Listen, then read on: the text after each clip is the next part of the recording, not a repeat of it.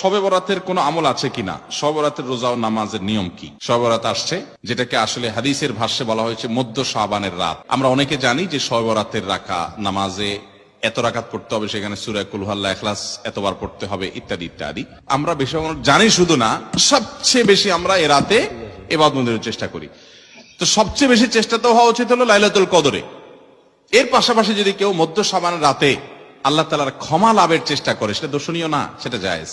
এ রাতের এতটুকু ফজিলত অবশ্যই প্রমাণিত যে আল্লাহ রাব্বুল আলামিন এ রাতে হিংসুক ছাড়া, মুশরিক ছাড়া বাকি মানুষগুলোকে সাধারণ ক্ষমা ঘোষণা করেন। অতএব এ রাতের একেবারে কোনোই ফজিলত নেই, ব্যাপারটা সেরকম না।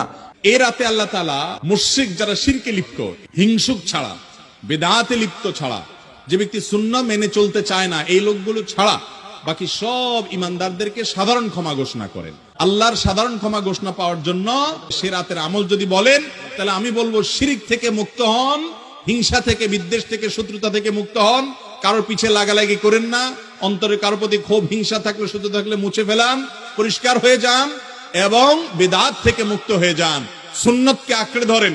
ইনশাআল্লাহ আপনি সাধারণ ক্ষমা আল্লাহর পক্ষ থেকে পাবেন। এর বাইরে আপনি ক্ষমা লাভের জন্য যদি চেষ্টা করেন, সেটা কোনো দর্শনীয় বিষয় নয়। তবে এই রাতকে কেন্দ্র করে বিশেষ ফরম্যাটে নামাজ, রাত জেগে, তারপর বিশেষ ফরম্যাটে ইবাদত, এই সূরা এতবার, এই নামাজ এত রাকাত, এরকম কোনো কথা কোরআন হাদিসে বর্ণিত হয়নি। অতএব বাড়াবাড়ি এবং ছাড়াছাড়ি এই দুইটাই আমাদেরকে পরিহার করতে হবে। যতটুকু আছে ততটুকু আমরা আমল করব, সে আমল অনুযায়ী আমরা চলার চেষ্টা করব।